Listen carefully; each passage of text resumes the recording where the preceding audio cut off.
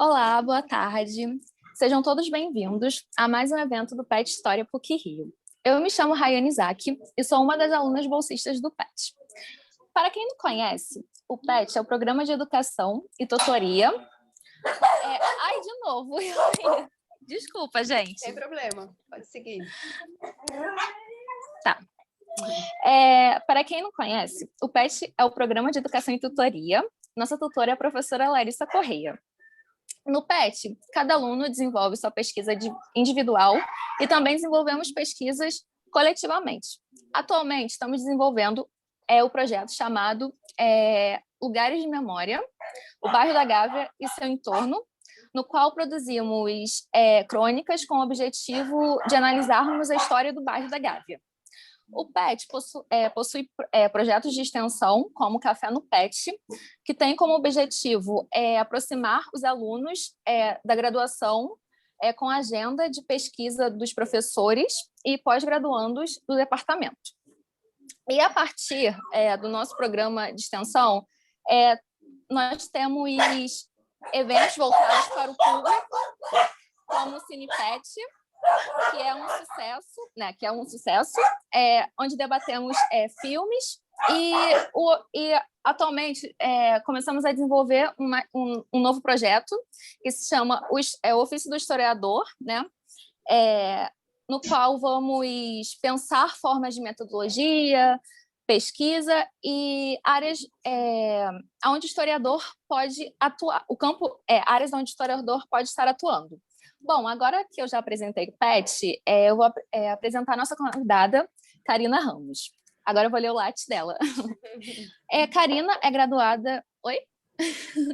Karina é graduada em História pela Universidade Federal do Rio de Janeiro, mestre em História Social também pela Universidade Federal do Rio de Janeiro. Ela é doutoranda em História Social da Cultura pela PUC-Rio. Também é formada no SENAC, em chefe executivo de cozinha, já trabalhou em restaurantes, hotéis e feiras livres. Atualmente, Karina é membro do grupo de pesquisas Áfricas, o UERJ e o UFRJ, do grupo de estudos de História da África e membro da Associação Brasileira de Estudos Africanos, Abre África. Karina, agora eu passo a palavra para você, seja bem-vinda. Obrigada, Flor, obrigada a todos os envolvidos no evento. Agradeço muitíssimo a Rejane, que eu tenho certeza absoluta que, como uma orientadora mãe, ela super me recomendou, e isso é uma forma dela me mostrar que ela confia no meu trabalho, e eu fico muito feliz por isso, pelo convite. Agradeço a todos os envolvidos no PET, que é um espaço de compartilhamento de pesquisa super importante, especialmente nos dias de hoje, né, nesse momento pandêmico que a gente está vivendo. A gente ficar preso dentro de casa e poder ver o rostinho dos nossos colegas construindo e produzindo é muito positivo, assim. Traz uma espécie de conforto para a gente. Já fui parcialmente apresentada, então eu vou começar a apresentação da minha trajetória a partir do momento que ela começa a se cruzar com o tema da pesquisa de doutorado. Tá? Eu terminei a graduação muito desiludida com a história, né? Queimei todos os meus livros, todas as minhas fotocópias, que acho que hoje em dia ninguém mais tem fotocópia, mas vocês, por favor, quando terminarem a graduação, guardem, né, todo o material no pendrive, porque alguém pode precisar, e esse alguém pode ser você, foi o que aconteceu comigo. Mas saí e fui trabalhar, né, em outras áreas, completamente afastadas da educação. E eu também acabei ficando ao mesmo tempo desempregada, né, nesse corre de tentar algum trabalho e tal, e fiquei muito em casa, né? Comecei a conviver muito com meus pais, com o ambiente da minha casa, e estava muito inútil também, né? Porque eu não estava fazendo nada, não estava contribuindo para a renda da casa. Então eu comecei a fazer o que eu podia fazer, que era cozinhar. E cozinhar aqui em casa é uma coisa muito importante, porque eu moro num candomblé, há 50 anos a minha casa ela é um candomblé, um terreiro. Aqui de frente para mim está o barracão da casa. A minha avó era mãe de santo, a minha mãe é mãe de santo. Então, é muito importante a comida. Para quem sabe um pouco sobre religião de matriz africana, sabe que a comida, o alimento, é algo super sagrado, né? É através daquela comida, aquilo que me traz energia, que eu não só alimento o meu corpo, mas eu consigo me comunicar com a minha ancestralidade, consigo cultuar os orixás. Então, eu fui envolvida, né, como se eu tivesse estado por algum momento fora disso, mas eu fui muito mais abraçada por essa relação com a comida dentro da minha casa. E, enfim, são várias dimensões filosóficas e existenciais que eu não vou aprofundar aqui, mas eu pensei, pronto, o que eu vou fazer? Eu vou voltar para a graduação para conseguir me conectar com essa minha experiência de vida, minha própria trajetória de vida, e é importante eu falar isso porque eu já estou falando até do próprio quadro teórico-metodológico, né, que é a dimensão da experiência. Como a dimensão da experiência ela é importante para a compreensão de todo um processo de reconstrução social, né, explica muitas coisas. E aí eu falei, vou voltar para o mestrado, vou voltar para a graduação, vou fazer o mestrado em História da África, ou seja, eu ia me conectar direto com a matriz, porque durante a graduação eu não tive nenhuma disciplina de História da África, né? A gente sabe porque, enfim, depois da Lei 10.639, que as coisas começaram a fluir um pouco mais. Mas a minha graduação eu não tinha tido. Pensei, no primeiro momento, sim, em trabalhar com comida votiva, né, que é propriamente a alimentação, a comida que é preparada, né, para essas comemorações, rituais religiosos, mas como eu era muito íntima do tema, né, muito íntima, eu decidi não falar sobre isso, falar diretamente de algum país na África, de algum, né? Quando eu cheguei para, né, fui ali na espreita nos professores do IFIX, né, quem que eu posso falar? O Silvio Carvalho, a Mônica Lima, e propus a ideia de trabalhar com uma alimentação em África. Na altura, isso foi em 2012. Eles me disseram que não tinha como, porque era um tema muito antropológico e não tinha fonte. Eu tentei correr atrás na época disso, mas o meu tempo também estava correndo, o meu tempo carina, né? O que eu vou fazer da minha vida? E aí eu voltei para o quadro teórico-metodológico da monografia, que é a discussão intelectual, história intelectual. Trabalhei com uma revista já de Angola, que foi apresentada a mim pelo Silvio, pela Mônica. Trabalhei com essa revista, só que eu estava muito insatisfeita, né?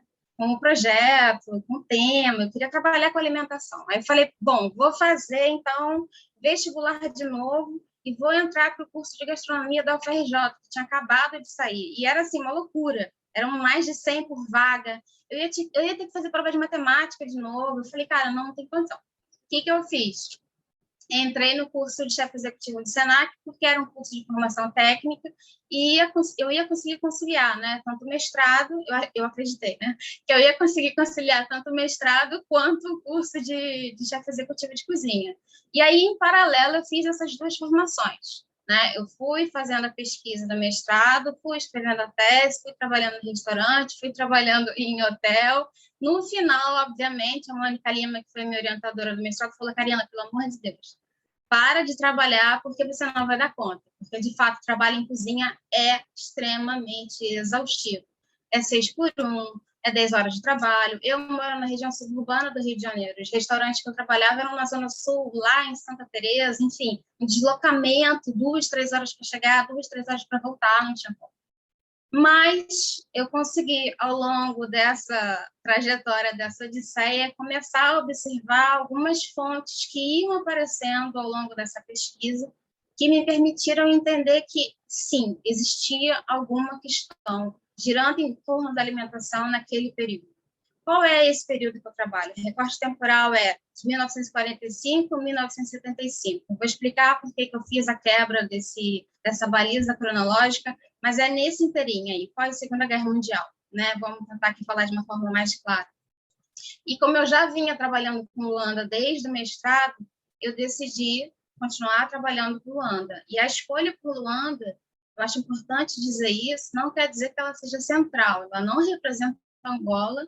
Existem outras cidades tão importantes quanto. O trabalho da professora historiadora angolana Maria Conceição do Neto, ela fala do Ambo, que tem uma história social incrível, assim. Benguela também, na mesma época que eu estou estudando, Malange, por exemplo, é um outro centro urbano que está crescendo, super se desenvolvendo. Então, assim, você percebe que a escolha, tanto do meu recorte temporal quanto do meu recorte espacial, foi em função desse já arcabouço, né, que eu já vinha construindo ao longo do mestrado. E, ao longo da observação dessas fontes que foram aparecendo, eu fui percebendo que, por exemplo, havia uma preocupação muito grande com a alimentação infantil. Havia uma série de construções de dispensário creche, em Luanda, envolvendo alimentação materna, puericultura. Eu falei, nossa, tem que ter alguma coisa aí. E aí eu fui atrás das fontes, fui cavando, cavando, cavando. Eu falei, não é possível que num momento que tem, por exemplo, o livro A Primavera Silenciosa, que tem um título poético, mas é super uma denúncia sobre o processo de introdução de vários agrotóxicos na alimentação em função da expansão do agronegócio que vem lá do norte, Estados Unidos. Você tem a prosperidade econômica acontecendo, né, sendo promovida aí pelo norte. Você tem a Segunda Guerra Mundial, que devastou vários campos de produção agrícola na Europa. Você tem o próprio movimento de descolonização acontecendo na Ásia, na África, no Oriente. Você tem um monte de coisa acontecendo. Sabe? Você tem em várias regiões, várias grandes cidades do mundo, movimento de urbanização crescendo, industrialização, sabe? Então, assim, eu falei, tem que ter alguma coisa acontecendo aí. Eu fui encontrando as fontes que foram me respondendo, me mostrando que sim, havia aí alguma coisa. A grande evidência de que as preocupações em torno da alimentação da população africana, de modo geral, eu encontrei através de documentação colonial, propriamente dita. Eu fui percebendo que, por exemplo, em 1949, teve a formação de uma conferência interafricana envolvendo Inglaterra, França, Portugal, e todos eles estavam muito preocupados com o bem-estar social da população africana, e o consumo, o alimento, era uma desses indicativos de desenvolvimento do bem-estar social. E aí eu fui tentando entender como é que, de fato, eles estavam olhando para essa alimentação, como que, a nível do discurso, eles estavam esquematizando essa alimentação, que, invariavelmente, se você olha para a documentação colonial, é sempre aquela perspectiva própria da epistemologia eurocêntrica, né? Que são aqueles dois grandes pilares, aqueles dois grandes tópicos, que é o dualismo e o evolucionismo, né? São as dicotomias, os binários, né? Que nunca vão se encontrar, porque hierarquicamente um é superior ao outro, e o que corta é a perspectiva da raça. Então, é uma grande falácia que vai se reproduzindo através de diferentes dicotomias, por exemplo, rural e urbano, tradicional, moderno, e negro e branco. Eu não trago essas discussões aprofundadas na análise, porque, por exemplo, você consulta trabalhos incríveis, como em Colonialidade do Saber, do Mignolo, você percebe que essa construção ela vai se readaptando e sendo apropriada a partir de cada local, né? E nesse caso, por exemplo, a díade de rural e urbano, ela é muito acentuada porque Luanda também está sendo cortada por todo esse movimento de urbanização, né? Então, você tem, nesse período de 1950, uma massa grande de africanos entrando em Luanda, e quando eu falo africanos, é porque não estavam indo para a cidade apenas os angolanos do interior de Angola, que estavam saindo do campo por conta do trabalho forçado, por conta das próprias perspectivas de melhores condições de vida no centro urbano. A luta anticolonial estava aí desde os anos 40, pegando fogo no interior, que vinha do norte. Então, todas essas estruturas faziam um movimento de deslocamento para essa população para o centro da cidade. Mas também tinham cabo-verdianos, santomenses, pessoal da República Democrática do Congo, pessoal, porque eu já estou íntima, assim. Eles estavam indo para o centro urbano. Nesse momento, tem um inchaço populacional, a cidade cresce de forma descompensada e alvoroçada em função de várias contingências que são cavadas, né, que são encampadas justamente por esse movimento de territorialização colonial, né? E aí, na pesquisa, o que eu tento fazer? Eu tento olhar para essa cidade, olhar para esse consumo alimentar que foi trazido para mim através dessa fonte colonial, bem classificada, hierarquizada, bem estática, e tento entender como que essas pessoas, num movimento de tentativa cotidiana, em suas experiências diárias, como que essas pessoas faziam para garantir no espaço as suas necessidades, os seus interesses. E aí eu entendo o consumo como interesse. Então, a pesquisa ela faz muito essa interconexão entre territorialidade, que é justamente esse conjunto de estratégias, de movimentos para se garantir no espaço os seus interesses, tá? E a questão do consumo. A questão do consumo, eu também estou falando desse movimento de deslocamento, estou falando de redes, eu estou falando de relações, eu estou falando de como que o consumo é capaz de propiciar não só redes e relações a nível comercial, por exemplo, mas a nível familiar, a nível de pertencimento, a nível de ligações humanas de modo geral. Então, eu olho para essa cidade por vários diferentes ângulos, por exemplo, o efeito que o movimento de especulação imobiliária teve e fez não só a remoção dessa parcela da população negra do centro da cidade mais para a periferia, para os chamados MISETs, mas como também esse movimento de remoção, de deslocamento, por exemplo, diminuiu os quintais, né? Os quintais onde havia criação de capoeira. E aí é muito rico esse cotidiano, porque, por exemplo, eu vou dar só um exemplo para ficar menos burocrático aqui, menos acadêmico.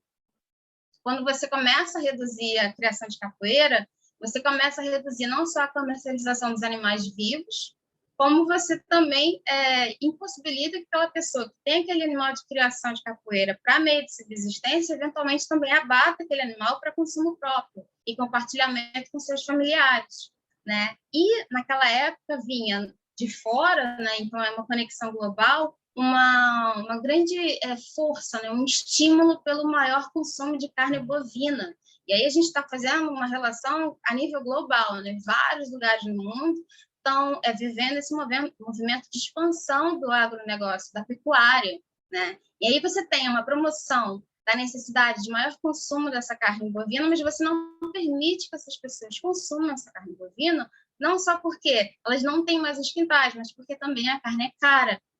E aí, o que acontece? Em 1955, 1960, por exemplo, nos jornais, você começa a ver um bando de reportagem sobre os pilha galinha, pilha pato, pilha leitão, pilha porco. Em 1955, você tem finalmente a prisão dos gapunos, né? E aí você tem que fazer uma filtragem, que também tem uma perspectiva do jornal, querendo mostrar como aquela cidade tinha muitos criminosos, né, e como ela estava sendo pacificada pela segurança pública, mas você tem a prisão, por exemplo, de uma quadrilha formada pelo Dragão e o Capitão Tormenta, que eram dois homens, um angolano e um europeu, que eles se juntavam para fazer o desvio dessas carnes nos açougues, né, dos talhos, para revender lá na periferia, né? A carne ela era encontrada lá na periferia, enterrada num inseto, para ser revendido nos mercados locais, né? Então, aí você começa a perceber como é que todas essas estruturas de contingências que eram construídas necessariamente nesses espaços, elas são entrecortadas pelas necessidades diárias e estratégias cotidianas dessas pessoas para conseguir comer. Então, olha para isso tudo, isso é uma loucura.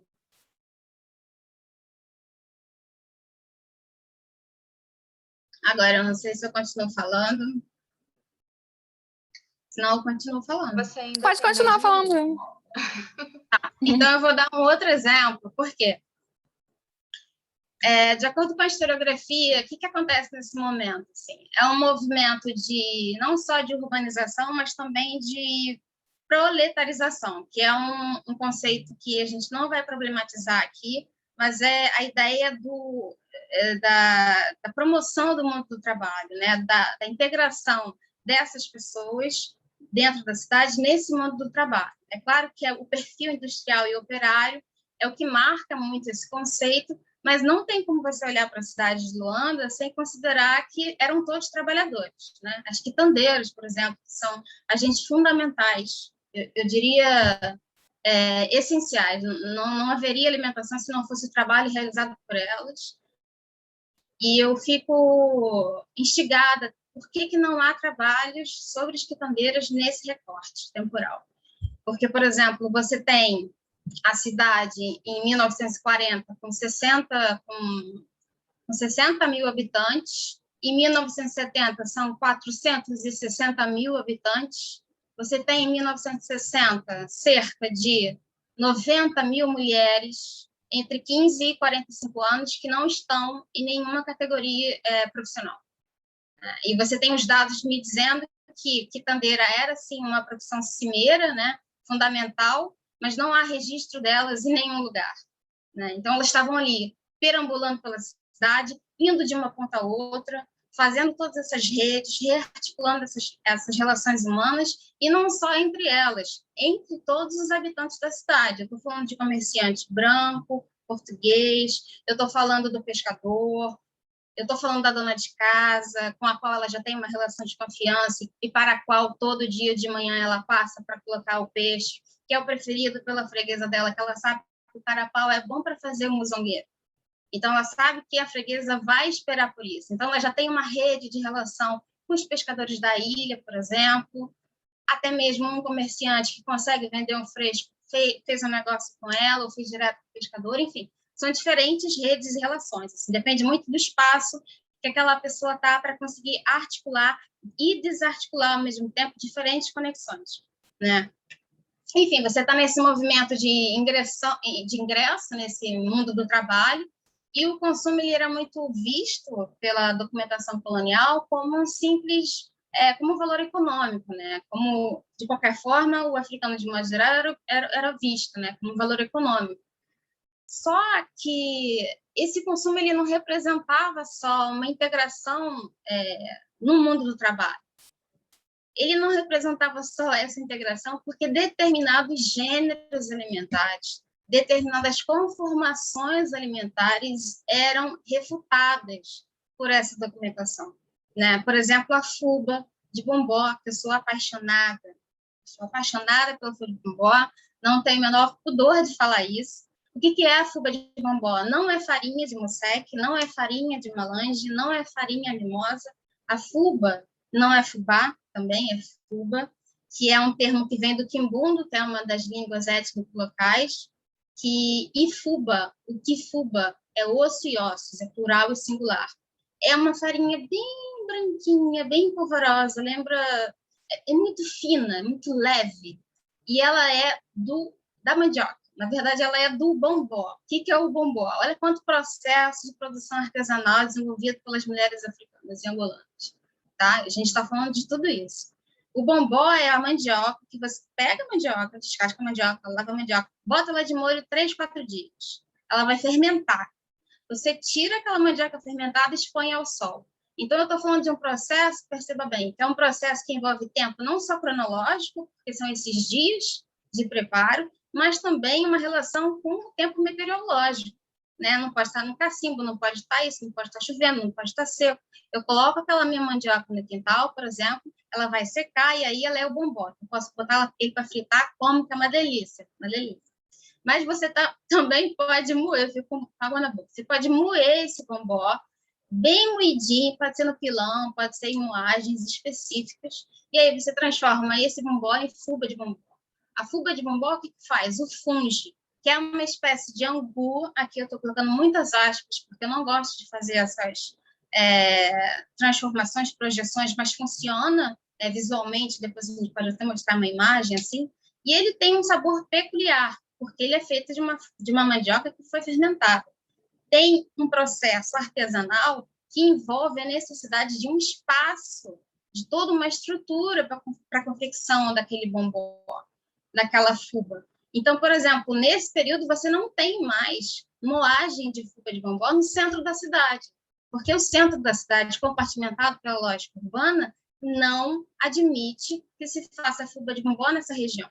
Então, lá na documentação colonial, quando eles falam da alimentação da população africana, em Luanda, eles automaticamente recriminam essa fuba de bombom, não só porque ela suja a cidade, mas porque, fundamentalmente, ela é essencial na alimentação dessa população. Então, você percebe que todos os argumentos, por exemplo, para afastar essas crenças, afastar todas essas moagens do centro da cidade, não tem a ver necessariamente apenas com o conteúdo nutricional dessa mandioca, dessa fuba de bombom.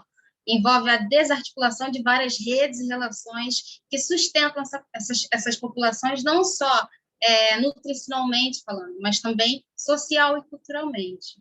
Né? Então, você percebe que a fuba de bombom é colocada à margem, ela permanece à margem, né? Justamente porque, por exemplo, todas as firmas e empresas envolvidas com a alimentação da cidade, eu estou falando propriamente das culturas obrigatórias, do milho, do feijão, do café, do açúcar, elas estão necessariamente envolvidas com projetos de construção e urbanização da cidade, né? E nenhuma delas produz a mandioca. Quem produz a mandioca são os trabalhadores rurais, né? A grande moagem do piccolo, que foi uma moagem construída propriamente para moar sêmola, trigo e milho, não moava a mandioca, pelo menos até onde eu consegui chegar. Então, assim, ela vai, obviamente, sendo apropriada por um ou outro comerciante português que tem condições de desenvolver alguma estrutura para a moagem dela, né? Mas é muito difícil encontrar oficialmente, tanto que a fuga de bambola não é nem tabelada pelos serviços de economia da Câmara Municipal de Luanda, né? O preço dela é uma grande incógnita.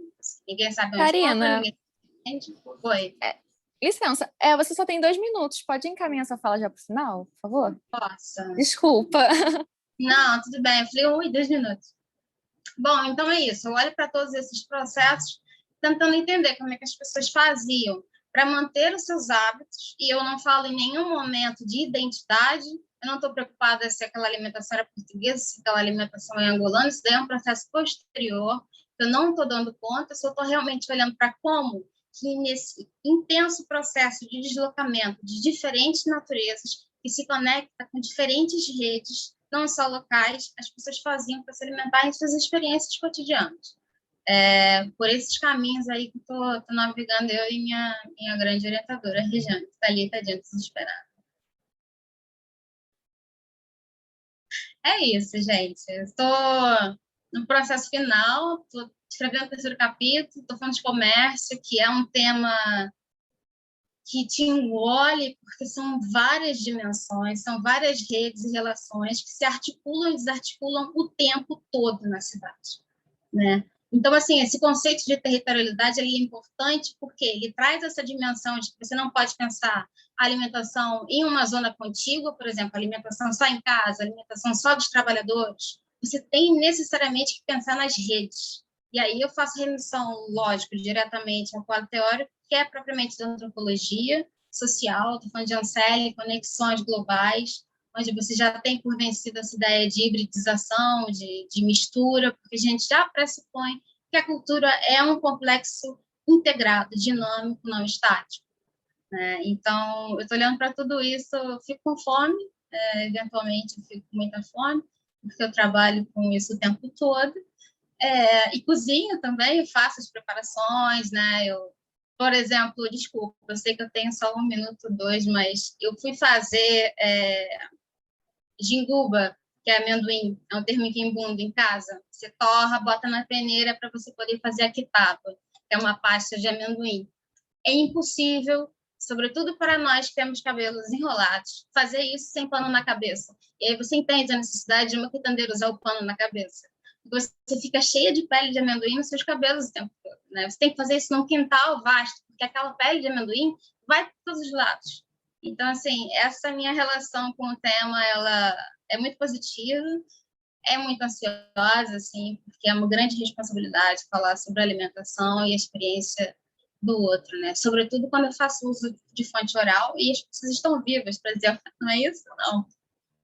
Mas, enfim, a gente está trabalhando com documento e tem toda a responsabilidade para conseguir fazer essa integração de forma positiva. Karina, muito obrigada, foi excelente. Obrigada, Agora, Karina, é um prazer te ouvir. Fico aqui esperando quem quiser, pode perguntar. Então, eu vou fazer algumas provocações primeiro, e aí depois a gente abre para as perguntas. Quem quiser já ir colocando no chat, a gente faz uma rodada de 3 perguntas, fecha, uma rodada de 3 perguntas. É só uma pergunta, você vai querer compartilhar aquele slide maravilhoso que você fez? Ela fez um slide maravilhoso. Acho bom, sabe, porque visualiza, né? Acho que é uma outra forma de conexão. O recurso imagético, você consegue compartilhar, se quiser, a gente está disponibilizando. Você tem como fazer, amiga? Porque eu sou bem enrolada com isso. Assim. Eu tenho. Senão eu tento. Você tem aí, Larissa? Tenho, estou abrindo ele aqui, só 1 minuto. Tá, enquanto a Larissa vai abrindo, eu vou fazer algumas provocações para você, no sentido de que você me mandou um pouco do seu artigo, né? É o artigo que você publicou em 2020, que é Panelas Sem Tampas. Primeiro, da onde vem, né? Eu acho muito importante perguntar da onde vem o título, da onde vem o título também da sua pesquisa. Depois, eu queria que você pudesse apresentar ou explorar mais um pouco do seu método e da teoria, já que raça e classe não somente não conta, né? Existem muito mais a se explorar nessas interseccionalidades, né? Enfim, as relações, as afetividades. Então, quais tipos de relações você explora? Principalmente quando a gente pensa na Conferência Interafricana, a terceira conferência que você apresenta, que eles estão pensando um espaço, né, e racionalizando o alimento, já tutorando, né, entendendo numa forma colonial de que aquelas pessoas não são possíveis e nem tratáveis de se alimentar sozinhas, então tem que se racionalizar a comida, e quem eles estão analisando de uma forma genderizada são homens, né? Então, eu queria que você falasse um pouco mais dessa mulher quitandeira, das mulheres jungueiras, né? Que foi muito importante você falar um pouco, mas eu queria que você abrisse um pouco mais. E se pudesse, né? Eu sei que vai ficar muito grande, mas se pudesse, você foi para Luanda, então falar um pouco de como é que se conectou as escrevivências, né? Como é que se conectou a sua viagem em Luanda na sua construção pessoal e sua viagem em Luanda para a história oral, né? Que você também cruza e utiliza isso. Então, eu acho importante.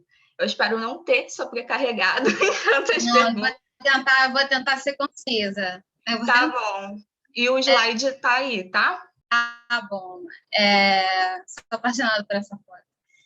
Eu sou apaixonada pelo tema, é bem difícil. Mas, assim, o tema, o título, eu faço uma relação direta com a forma como a gente se alimenta aqui em casa, né? Assim, são sempre aqueles panelões de 60 centímetros de altura. Se você pensar que eu tenho 1,48 m, coloca essa panela de 60 centímetros em cima do fogão, que já tem 1,20 m, fica difícil para cozinhar, mas eu consigo. Pego meu banco, vou lá e cozinho.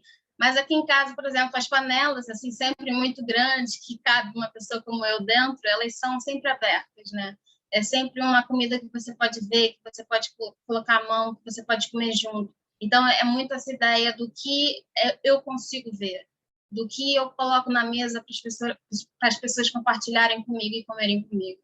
E também vi essa imagem, né, das panelas grandes em cima das cabeças das quitandeiras e das mulheres em reuniões, comemorações. Então, aqui a comida aqui que a gente conseguiu, a gente vai servir para todo mundo comer junto, nem que seja um pouco para cada um, sabe? Nem que seja um imbuí de fungo para cada um, assim, uma bolinha, uma porção de fungo para cada um. Assim. E, enfim, por isso que eu construí o título dessa forma. Sim, você falou sobre a limitação, que é essa justaposição entre raça e classe, e nesse momento isso é evidente, né, que eles tentam fazer um apagamento de todo esse racismo a partir da ideia de classe, né, classes economicamente débeis ou não, que você inevitavelmente tem uma justaposição, né, dessas duas clivagens, mas que elas não dão conta, absolutamente, de determinar, de fazer você entender a experiência de cada uma dessas pessoas que estão envolvidas naquela cidade, né? Tentando todas elas, de algumas formas boas ou não, legais ou não entro no mérito de julgar essas situações, mas como é que elas estão fazendo, né? E aí, remetendo já à ideia das quitandeiras que você falou, por exemplo, a questão da confiança e desconfiança é muito importante nessa relação, né? Nesse alimentar. Por exemplo, eu comentei que a quitandeira ela sabe por hábito o que a freguesa preferida dela gosta de comer. Mas se ela faltar, por exemplo, ela sabe que a mana que ela mandou no lugar dela é de confiança, que já tem esse elo de confiança construído. Né? Por exemplo, os mercados municipalizados, eles tinham, a princípio, um preço e uma tabela de preços regulados. Mas era uma prática local que os preços não fossem mostrados. É uma forma de você conseguir, né, se desenrascar de toda essa situação econômica. Os preços dos mercados municipalizados eles ficavam congelados ali a vida inteira. Obviamente que todo esse comércio que gira em torno cobrava um pouco mais caro. E aí você tem as relações que vão cruzando esse um pouco mais caro. Por exemplo, um comerciante português, tá? Ele tem condição de ter uma caminhonete para conseguir pegar água, que é uma questão fundamental dessa alimentação, porque tem uma carência muito grande infraestrutural nessa cidade. As pessoas não têm abastecimento de água até os dias de hoje em Luanda, na zona periférica. Então, ele consegue pegar água lá no centro da cidade, traz para o mercado do Mussec, mercado do Engondeiro, do Cajueiro, como eram usualmente chamados, chama a quintandeira e faz um negócio com ela, tem um esquema com ela. Olha, eu vou te vender esse produto aqui para você comercializar, zangando pela cidade, e eu te dou essa bacia de água. Então, você percebe que, assim, ele era um comerciante branco, português, sim, eventualmente podia ter uma relação de desacordo, de, enfim, conflito, que havia muitos, justamente porque, às vezes, esses portugueses, mas não só os portugueses, os africanos cabo-verdianos também faziam isso, adulteravam a balança, né, com a medida dos pesos. Então, tirava o chumbo da balança, colocava ali 1 quilo de feijão e vendia para o freguês 900 gramas, né? Mas ninguém reclamava porque ele também dava essa bacia de água. Então, assim, você percebe como é que as relações, elas são muito ambíguas, né? E ela é entrecruzada por pertencimento, relações de confiança, relações familiares, por uma série de outras relações que essa justaposição de raça e classe não dá conta de explicar. Eu acho que eu consegui responder tudo que você falou. Oi? Sim, eu acho que... Vamos ver se já tem perguntas, né? Eu acho que a Larissa, se eu não me engano, tinha uma pergunta. Se vocês quiserem, eu vou falando do PowerPoint. Não, normalmente eu tenho perguntas, sim, mas eu só queria saber se eu deixo aqui o slide projetado. Karina, como é que você quer? Eu vou caminhando, você me fala. Eu vou explicar, assim, as cenas, senão também eu me estendo muito, assim. Essa foto foi cedida pelo professor Alberto, que ele é da família Uengachito. Aqui no centro de Chapeuzinho você tem o Uengachito, que na época ele era intendente de Luanda, isso daí já é, em alguns musecs, uma fiscalização dos mercados. Tem essas quitandeiras, ele me disponibilizou do arquivo pessoal dele essas fotos, que, se não me engano, tem até uma outra, mas pode passar sem problema nenhum, só para vocês visualizarem as quitandeiras, todos os caminhões ali atrás, que vinham do interior de Angola, para serem comercializados no centro da cidade, quer nos mercados municipalizados, quer em outros, por, enfim, uma série de redes de relações que eram traçadas aí aleatoriamente, de forma alvoroçada pela cidade, todo dia. Bom, aqui eu trouxe um mapa que não é o melhor dos mapas, acabei de perceber isso, mas na parte superior vocês têm a geografia urbana de Luanda no século XIX, em 1862, né, que é aqui mais para cima, deixa eu ver se eu consigo localizar, aqui mais para cima vocês têm a cidade alta e aquela dicotomia cidade alta e cidade baixa, que é uma configuração clássica do colonialismo português. Aqui, um pouquinho antes desse rodamuinho, é a chamada Cidade Baixa, onde passou a ser estabelecido toda a questão dos comércios, onde no século XIX ficavam os quintais com os escravizados aguardando para serem traficados. E aí, depois, já na década de 50, 60, você tem embaixo a cidade, que ela vai crescendo para trás. Depois desse rodamuinho, vocês percebem que ela vai crescendo, e aí são os musecs, que já eram estruturas pré-existentes. Tá? Mussec, normalmente, a gente traduz de forma corriqueira como as favelas do Rio de Janeiro, por exemplo. Tá? Mu, eu estou falando de uma palavra em quimbundo, mu, quer dizer gente, sec, areia. Então, são essas regiões, né, esses locais de areia vermelha, né, que é uma areia própria da demografia da região. Mas, então, esses musecs, eles já eram pré-existentes, eles acabam ganhando essa conotação sociológica a partir justamente do crescimento e periferização dessa população.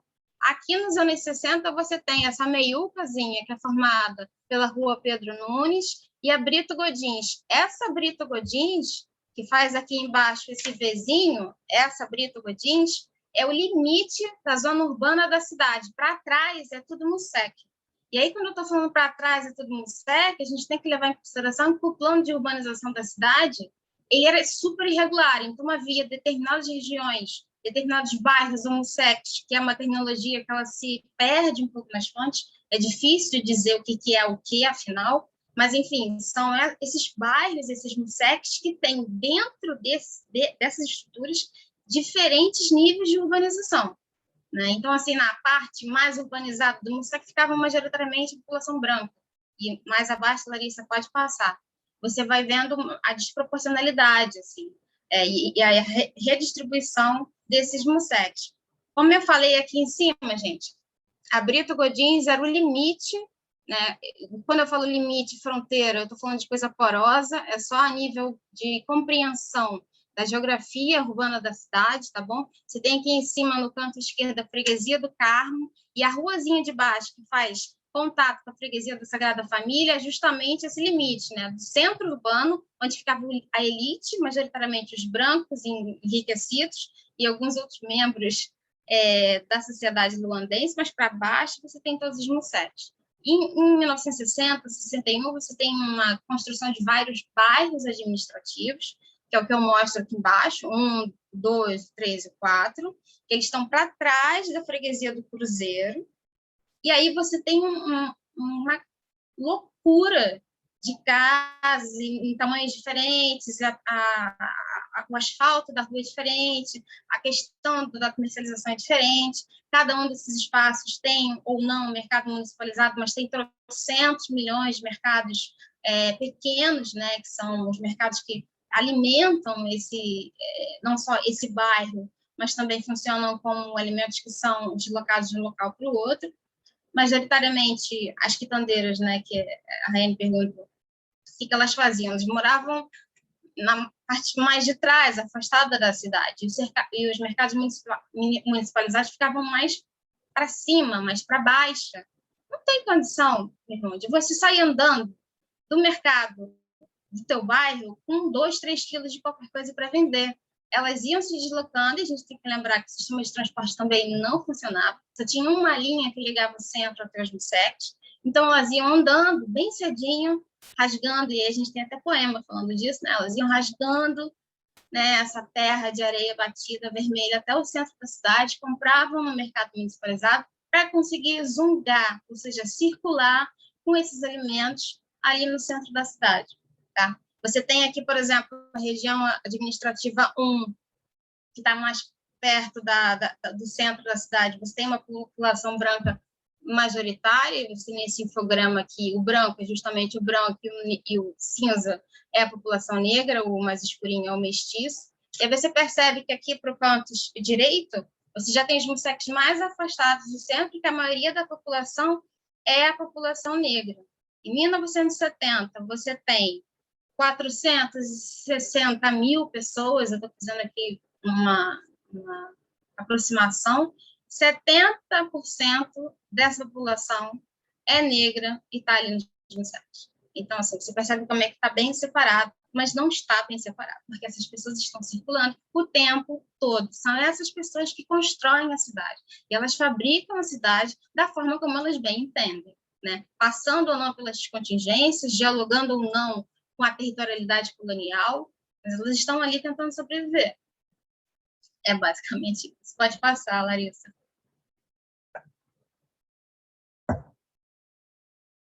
Aqui você tem uma perspectiva mais aérea, né, do que é lá atrás a cidade, chamada Cidade do Asfalto, a Baixa, né, que são os prédios, os edifícios, que é uma marca, né, do desenvolvimento urbano, do crescimento urbano. Até hoje, em Luanda, quando você chega lá, tem vários guindastes, construção civil para tudo que é lado, né, e você olha para o lado e as coisas continuam a mesma coisa. Assim, é impressionante. Assim. Aí aqui para trás você tem os MUSECs, com casas irregulares, enfim.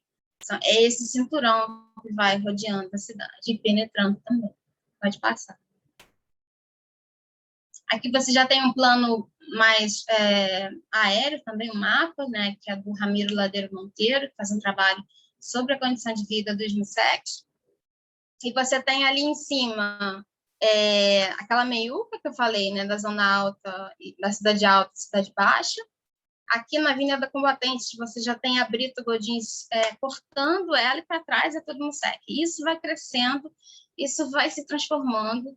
Toda hora tem remoção, toda hora tem deslocamento dessa população dali para trás. E a gente tem que lembrar que também não sofria deslocamento só quem estava vindo do interior de Angola, mas também dos próprios luandenses, angolanos, enfim, que já estavam habitando a cidade, que eram cotidianamente é um pouco exagerado, mas assim, rotineiramente deslocados, né? Ou então os aluguéis ficavam muito caros, as populações eram deslocadas em diferentes regiões. Então, assim, são esses níveis da cidade, diferentes perspectivas. Pode passar lá. Aí você tem o grande mercado municipal, o mercado do Quinaxis. Ele começou a ser construído em 55, só terminou em 58. Ele era vendido, né, pela imprensa, pelo discurso colonial, como o grande projeto arquitetônico moderno da cidade de Luanda. Assim. Era onde aconteciam todos os eventos de promoção da imprensa, de como que a cidade aqui é boa para se viver. E ele ficava justamente naquele cruzamento que eu falei, da Brito Godins com a Avenida dos Combatentes. Ele tinha 3 pisos, com frigorífico, que é uma questão também que deve ser considerada, a questão da eletricidade, distribuição de luz na cidade de Luanda. Logicamente que não poderia ser em outro lugar a construção do mercado do Quinaxis, porque é ali que tinha luz, por exemplo, para o funcionamento do quê? Dos frigoríficos, que vendia o quê? Por exemplo, as carnes, que lá nos talhos e enfim, lojas dos Junsex não tinha. Por isso que eles faziam desvio das carnes no centro da cidade e levavam eventualmente para lá e a fiscalização ia atrás, ou não, porque, enfim, uma série de agentes da Câmara, do Porto, de Luanda e do próprio Quinaxis, da Câmara Municipal, estavam envolvidos com essas transações de desvio também. Né? A gente não está falando de sentido moral de criminalidade, mas das estratégias diárias dessas pessoas. Pode passar lá. Essa foto está muito ruim, acabei de perceber que ela está estourada, mas essa foto é uma foto impressionantemente, falando de mercado, é a única foto colorida que eu encontrei, e é justamente do mercado do Quinaxis. Né? Você vê aqui no cantinho esquerdo a balança, a famosa balança, que sempre era adulterada, e você tem uma população branca, majoritariamente branca vendendo. Se você percebe os discursos dos arquitetos que foram construir o mercado Quinaxis, ele foi construído para atender a população branca europeia. Né? Mas isso não aconteceu. Pode passar lá. E aí você tem essa cena que a outra eu adoro, que é um rapazinho, funcionário da Câmara Municipal, carregando um cabrito de cabeça para baixo para ser vendido, porque no mercado Quinaxis também vendia criação. E aí você tem a outra face do Quinaxis que ela não aparece na mesma proporção que aquela belezura toda da outra foto. Você tem uma realidade, várias balanças, os peixes sendo comercializados, e a população negra também está ali, não só como funcionário, se você reparar aqui do lado, você também tem uma menina comprando peixe. Provavelmente, não posso afirmar isso, mas pode ser que ela tenha ido ali comprar o peixe, então, ou para alimentar a sua família, ou para comercializar ele à talha, vendendo porta de casa para uma freguesa, enfim. Essas pessoas ocupavam, elas cruzavam todos esses limites que eram impostos. Pode passar. Aí é o menino segurando cabrito, isso daí dá um problema depois, gente, não vou falar isso não. Mas pode passar, não vou... E aí tem a Associação Protetora dos Animais falando que, enfim, não pode mais fazer isso, a população continua fazendo. E aí você tem uma outra foto do Quinaxis também, que eu acho essa foto linda, sobre uma reportagem dizendo que não havia falta de carne em Luanda, porque o matadouro estava fornecendo carne, e eu acho essa foto extremamente poética, uma quitandeira. O fotógrafo ele foi muito feliz nessa foto, assim, então, assim, não havia falta de carne nessa cidade. São várias divagações que podem ser feitas, mas eu trouxe porque eu acho ela incrível. Pode passar lá. E aí você tem os mercados dos municípios, né? Os mercados pequenos, mais de bairro. Você tem um grande mercado que ele começa a ser municipalizado em 61, que é o mercado do Chamavo, que era um grande concorrente, digamos assim, não necessariamente concorrente, mas concorria muito com o Quinaxis, mas ele era diferenciado, porque ele tinha acesso a diferentes partes do bairro que não eram urbanizados. Então, você tem uma municipalização que acontece de forma parcial e até a própria lista, digamos assim, de gêneros que eram comercializados no mercado do Chamavo era diferenciado, né? Os chamados produtos tradicionais, por exemplo, não circulavam no Quinaxis, circulavam no Chamavo e nos outros mercados. Pode passar lá. Daí mais uma foto do mercado do Chamavo, da bancada já, enquanto ele já era municipalizado, em 1961. Daí é a bancada do peixe. Pode passar lá. Novamente, mais uma bancada. Essas fotos foram retiradas justamente logo depois da inauguração dele. Fotos, logicamente, produzidas pelo governo colonial para mostrar que, enfim, estavam ali municipalizando, urbanizando, fazendo uma segmentação com bancadas setorizadas, toda essa perspectiva que também é cortada pela questão da higiene, né? Muito esse discurso. E você tem uma outra foto também que foi fornecida pelo pessoal da Fundação Wenga Chito, que é mais uma dessas fiscalizações, desse momento que é super importante, de chegada dos produtos e de negociação desses produtos, né, entre essas pessoas que estavam ali, tanto entregando quanto comprando para revender. A gente tem que lembrar que o talho, né, a venda, o comércio, a retalho, é uma forma fundamental de formação de renda. Assim. E era fundamentalmente nessa forma que as comidas circulavam pelas cidades. Pode passar. Posso só interromper? Não sei, talvez que entrou uma pergunta no chat. Talvez a gente possa ir respondendo. O que vocês acham, meninas? Não sei. Eu acho ótimo. Aí e depois incorporando um pouco das imagens, talvez, não? Vamos lá. Meninas, vocês querem ler aqui? Eu me perdi aqui. Sim, eu leio, eu posso ler. Só deixa eu abrir aqui. Então, a Jéssica pergunta, ela parabeniza pela pesquisa e ela coloca como se dá a substituição do alimento local, tendo, por exemplo, a noz de cola e o pão. Ela provavelmente também leu o artigo e aí ela deve estar perguntando sobre essa questão e o processo de destribalização, né? Essas questões. Sim. Se você puder explorar um pouco isso, essa questão do alimento local, né? A questão do Marquês, né, da noz de cola, tem um poema do Viriato da Cruz que ele fala que a nova geração não estava mais consumindo esse produto local e estava trocando ele pelo pão, né? De fato, as pessoas estavam consumindo muito pão, não necessariamente de boa qualidade, e aí eu vou falar depois dos depósitos de pão, tem uma imagem deles ali na cidade, porque o pão ele é muito, dentro dessa leitura colonial, colocada como ponto de oposição justamente da fuba, né? A fuba de bombó que eu falei lá no início, ou seja, o pão europeu é civilizado, representa o urbano, representa a integração nessa lógica do trabalho, né, do tempo mais apressado, mais apurado, né? E você tem do outro lado a fuba, que é o rural, que é o estagnado, que é o que causa mais digestão, que não alimenta. Nesse processo, por exemplo, é óbvio, se você olhar as porcentagens, que a população estava, de fato, comendo mais pão. O pão é algo prático, né? Uma coisa que você pega, come e sai andando. Mas o funge e a preparação do funge para essa fuga de bombó também é algo prático se você souber fazer, por exemplo. Enfim, são perspectivas que eu não trago muito essa ideia da substituição, porque parece que é tira um, coloca outro. Né? As coisas elas vão se reorganizando no cotidiano dessas pessoas. Se algum dia, durante a semana, a pessoa comia um fungo de carne, sei lá, uma muamba, que não é um caso muamba, que não é um prato muito assim, mas eu comia determinada coisa, no final de semana, no sábado, ela ia se reunir com a família e ia comer sua muamba, porque é o lugar do prazer, é o lugar da associação, você entende? É o lugar da confraternização, é o lugar de ter tempo para sentar depois de uma semana de trabalho, eu vou comer a minha muambada.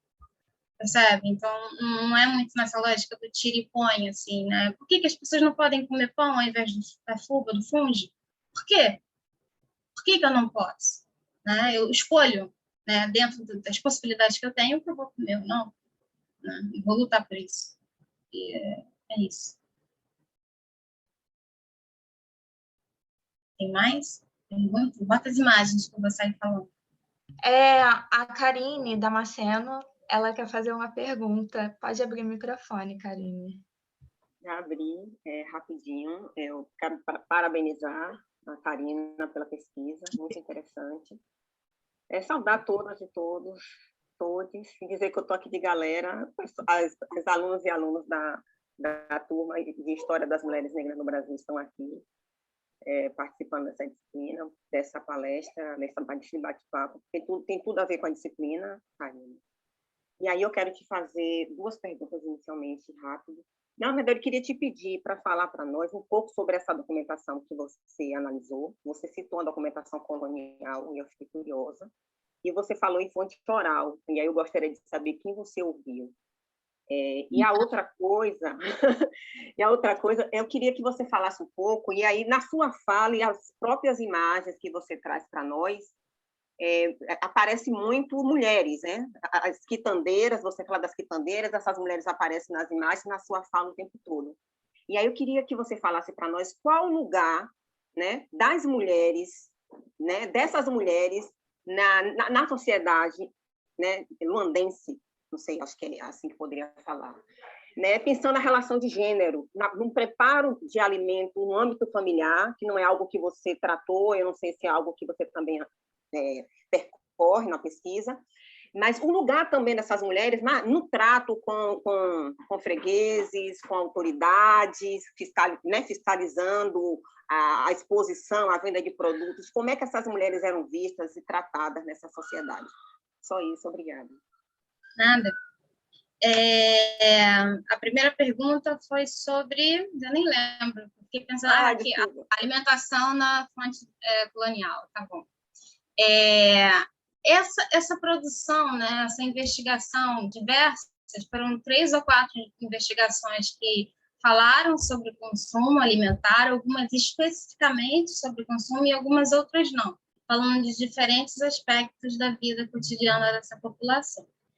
Mas eles faziam muito pelas percentagens e anteriormente, né, antes do processo de investigação dessa alimentação no centro da cidade, ou na periferia da cidade, eles já tinham construído desde o interior o que era essa alimentação africana. Então, eles observavam o que essa população comia e colocavam dentro ali dos 2 quadradinhos, né, clássicos que a gente sabe enfim, do discurso colonial. Eles comiam, né, e aí eu acho que é importante falar, arroz, feijão vermelho, feijão frade, todos os tipos de rama possíveis e imaginários, falando de folha de abóbora, que faz mengueleca, você tem o consumo da quizaca, que é a folha da mandioca, você tem a folha do feijão, você tem uma noção de aproveitamento dos alimentos que a cidade ela acaba apagando, né? Que é um processo que a gente tenta recuperar até hoje, assim. Então, é muito milho, muito feijão, muito... Claro que a gente está falando aí da produção, né, dessas culturas obrigatórias, desses cultivos obrigatórios, que não necessariamente são culturas, né? E aí são outros 500, mas é uma alimentação riquíssima, baseada muito no peixe. No interior, lógico, você tem um consumo maior de peixe seco, por exemplo, né, que aí você está falando de refrigeração, você está falando de conservação, tudo isso. Em Luanda, por exemplo, você tem um consumo muito mais apurado de peixe fresco, mas eles entravam nas casas dessas pessoas, né, e faziam análise, pesavam esses alimentos e viam, de acordo com o que eles imaginavam que seriam as confecções respectivas de cada um do peso desses alimentos, eles faziam a média, né, da evolução ou não, né, da evolução no seguinte sentido, de aproximação com a alimentação portuguesa europeia, né, que absolutamente não faz sentido algum, não se sustenta. Quando você olha para a experiência cotidiana, essa dicotomia ela não se sustenta. Agora, as quitandeiras. Não tem como falar de alimentação, nem como falar de comércio, sem falar da importância e atuação dessas mulheres. Isso daí a historiografia já tornou indiscutível, né? Sobretudo a historiografia que pega ali a África Central, a África Centro-Ocidental. Não posso deixar de falar no nome da Selma Pantoja, não posso deixar de falar no nome da Mariana Cândido, da Vanessa Oliveira, que são grandes historiadoras brasileiras, que têm um trabalho sólido com relação à importância dessas mulheres, não só para a economia local dessas cidades, mas também para reconstrução social delas mesmas, né? Porque depois do século XIX você tem um movimento, sim, de afastamento, né, do poder dessas mulheres de diferentes formas. Elas continuam resistindo, a questão da fiscalização mostra muito isso. Você tem, por exemplo, várias notícias, mas assim, muitas notícias sobre discussões, sobre briga, sobre rusga com as quitandeiras, que elas iam, por exemplo, cobrar o freguês, né? Que existia muito essa prática do crédito, amanhã eu te pago, não sei o quê. Né? E quando ela passava para lá para cobrar, o cara metia porrada nela, ela era hospitalizada, né? Você tem agentes que funcionam, era uma fiscalização surpresa que acontecia, então você percebe que essas relações elas são entrecortadas por várias situações e até mesmo a qualidade dos produtos que eram comercializados, né? Elas são sistematicamente, desde o século XIX, afastadas do centro urbano, assim, elas não eram quistas, né? Você tem uma conveniência também nessa perseguição, uma conveniência é uma linha muito tênue, assim. Mas a rigor, sim, elas não tinham condições, ou às vezes elas não queriam pagar a taxa de licença para o estabelecimento das bancas dos mercados municipalizados, porque elas ganhavam muito mais no zigue-zague delas pela cidade, apesar de ter que correr da fiscalização, né? Então, assim, e elas conseguiam pagar o ensino dos filhos, por exemplo. Se no século XIX, Vanessa Oliveira mostra que o comércio retalho funcionava muito como, por exemplo, forma das pretas escravizadas conseguirem comprar a sua alforria, já no século XX, em 1960, elas estavam pagando a educação dos filhos, até mesmo a nível universitário. Você tem um assalto na casa de uma quitandeira de 70 anos e ela tem o referente a 4 vezes o salário mínimo na casa dela. Então, você percebe que essas mulheres, e eu não estou falando que, eu não estou aqui glorificando, eu não estou aqui essencializando a categoria, que era, sim, muito respeitada, mas que tinha, sim, uma vida muito difícil, e que ainda assim conseguia, por diferentes formas, se reconstruir socialmente. Assim. Mas, a rigor, na literatura, né, na documentação colonial, elas são colocadas sempre no lugar do exótico, no lugar do costumeiro, no lugar daquilo que Luanda precisa, mas não quer, mas precisa, porque sem elas eles não comeriam, né? E é impressionante como nas fontes elas são ao mesmo tempo glorificadas, colocadas como centrais para a economia, e elas são também marginalizadas, são aquelas impreparadas para estarem na cidade. Então, assim, você percebe que é um paradoxo imenso, assim, e elas continuam na cidade. Se você chegar em Luanda hoje, não tem como você não perceber a presença dessas mulheres. Né? Se antigamente eram as quindas, né, os cestos nas cabeças, cestos feitos de ráfia, hoje são as bacias coloridas. Né? Então, é uma marca assim, muito sensível da cidade.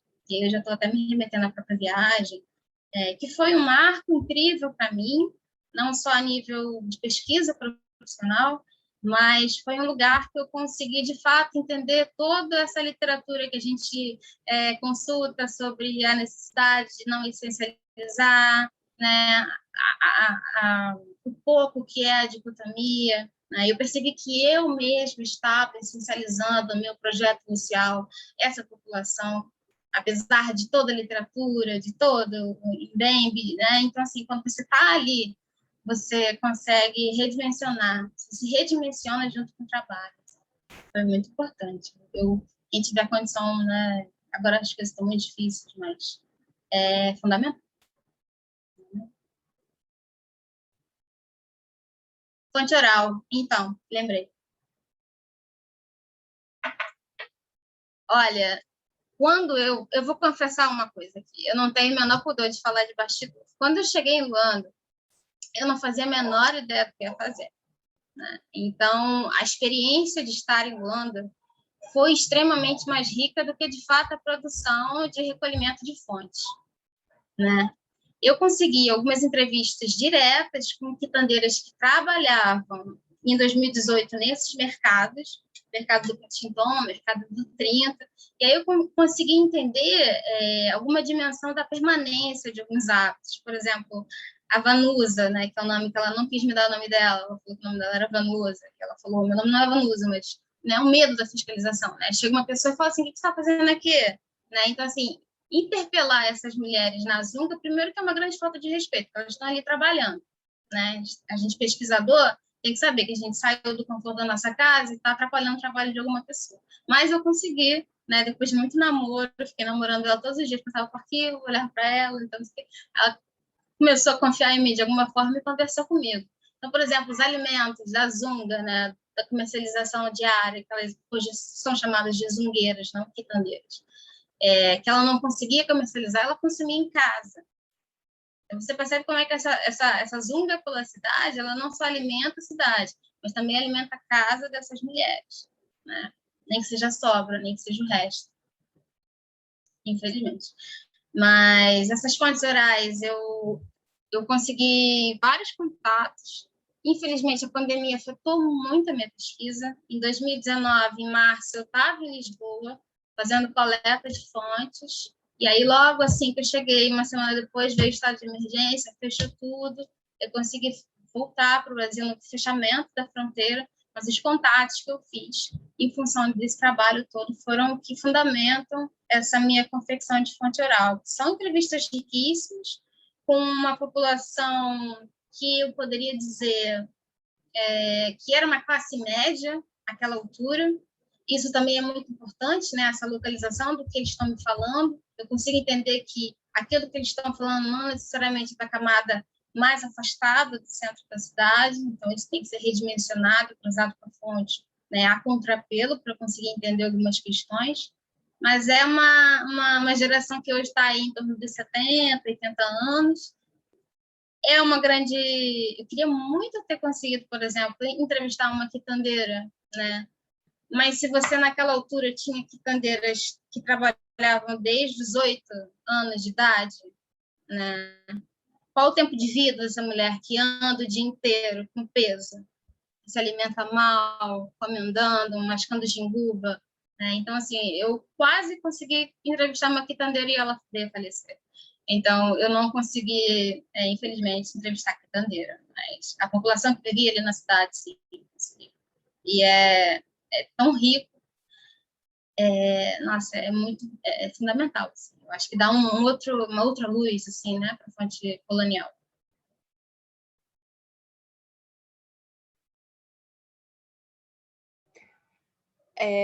Amanda, Rayane, não sei se vocês viram, tem uma pergunta ainda no chat do Georges. Ah, sim, vou dar uma olhada, só um minuto. Para mim não está aparecendo. Eu posso falar. O Jorge parabeniza a Karina pela pesquisa, e ele pergunta se ela poderia desenvolver um pouco mais sobre o processo de urbanização, sobre como o processo de urbanização impacta na alimentação. Isso era uma coisa que eu tinha também pensado, né, um pouco sobre isso, assim, você falando né, da cidade, mostrando um pouco da geografia da cidade e das questões do trabalho, né? Enfim, a gente vive isso constantemente, né? As demandas de trabalho, na verdade, impactam totalmente na nossa alimentação, porque a gente não tem mais tempo de preparar nossa comida, a comida é comprada, a comida é enlatada, e aí, não sei, queria saber se você também se deparou um pouco com essa questão, assim, como é que essa questão atravessa o seu trabalho? Essa questão da urbanização, ela trabalha a alimentação, o consumo alimentar o tempo todo, assim, é um dos fios que entrecortam, né, essas articulações de rede de relações, assim. Que a partir do momento que você prioriza o centro da cidade, que é o único lugar que tem as infraestruturas, né, para luz, água e tal, como é que você vai cozinhar sem água? Como é que você vai cozinhar sem luz?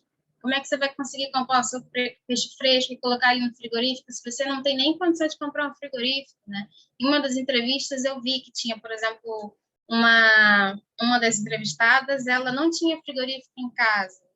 Frigorífico na geladeira, né, por exemplo, falando aqui em português mais brasileiro, assim, custava 10 vezes o salário mínimo, né? Então, um dos vizinhos tinha uma geladeira e era nessa geladeira que todos os vizinhos em volta que tinham relações de confiança depositavam seus frescos, Então, assim, você percebe que a urbanização, ela atravessa esse consumo o tempo todo. Quando você coloca, por exemplo, o que pode circular ou não, só pode circular os alimentos frescos, mas o cheiro do peixe já incomoda, que é um cheiro que incomodava já desde lá do século XIX, né? É o cheiro que incomoda, que é o cheiro da fuba de bombó, que tem esse cheiro fermentado. Mas, curiosamente, o cheiro do bacalhau não incomoda, que tem um cheiro forte, sim, né? Você percebe que essa marginalização e essa classificação desses alimentos não passa só pela lógica urbana, né? Não passa só pela questão do olfativo. Porque o bacalhau tem cheiro forte, sim. Lógico que o peixe vai cheirar mal se estiver podre. Aí ele vai cheirar mal. Né? Mas, enfim, você tem um afastamento dessas coisas que circulavam usualmente na cidade e que passam a não poder mais circular e tem que circular só dentro dos mercados. Essas coisas não acontecem até hoje.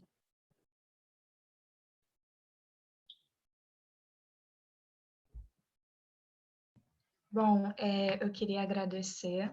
Eu acho que a gente já pode finalizar aqui, né, as perguntas, a rodada de perguntas. Eu queria agradecer muito mesmo, Karina, por você ter disponibilizado esse tempo. Tenho um agradecimento aqui também da Rita, falando que ficou entusiasmada pela apresentação. Então, assim, é um momento em que a gente dá um respiro também, né? Coisas mais leves, escutar coisas mais leves e coisas muito potentes. Então, eu queria agradecer, mais uma vez, eu queria agradecer também a Regiane por ter falado sobre essa pesquisa, né? De ter aberto esse espaço, aí ela com a Maíra. Então, e também agradecer a Karine por ter disponibilizado, né, e trouxe a aula para cá. Então, assim, muito obrigada. Eu não sei se a Rayane quer falar, eu queria também avisar que essa é a última, não vou chorar, essa é a última atividade com a Larissa, então, muito obrigada, Larissa, por esse momento que você... Manteiga. Ficou nesse triênio com a gente, tá bom? Não consigo mais falar aqui. É isso. Olha, manteiga, gente. Manteiga de amendoim, deliciosa. Minha muamba de jimbuba, Amanda, fofa. Eu sou total acabou a parte acadêmica. Que bom, fico feliz. Eu não sou manteiga, não. Eu sou super durona. Não. Eu sou super durona, Amanda. Eu tô assim, ó. Inteira. Larissa, eu também quero agradecer muito também por ter convivido com você durante esse tempo no PET, foi fundamental para o meu aprendizado. Para mim também, gente. Fiz uma disciplina com ela que mudou minha vida. Obrigada, meninas. Ai, tô meio boba aqui. Obrigada, vou cortar aqui a gravação, então. Mas queria agradecer novamente, então, Karina. Essa é a ideia mesmo do Café no PET, né? Aproximar a graduação e a pós, a gente fazer esse diálogo, apresentar os bastidores da pesquisa, falar um pouco das trajetórias, né? A gente tem convidado também vários professores do departamento para participar. Esse projeto vai continuar, né? Agora com a professora Jussara. E, enfim, então tem outros vídeos lá disponíveis no canal do PET, para quem está aí, puder se inscrever lá no nosso canal, PET História PUC-Rio, e também no Instagram, também, que é onde a gente divulga todas as atividades que a gente faz, e a gente faz coisa pra caramba. E tá tudo lá, tudo que foi gravado agora na pandemia, tá ficando tudo lá no canal do PET. Um convite aí para vocês participarem das próximas atividades. Até a próxima. Vou tirar aqui a gravação. Obrigada, gente. Se cuida.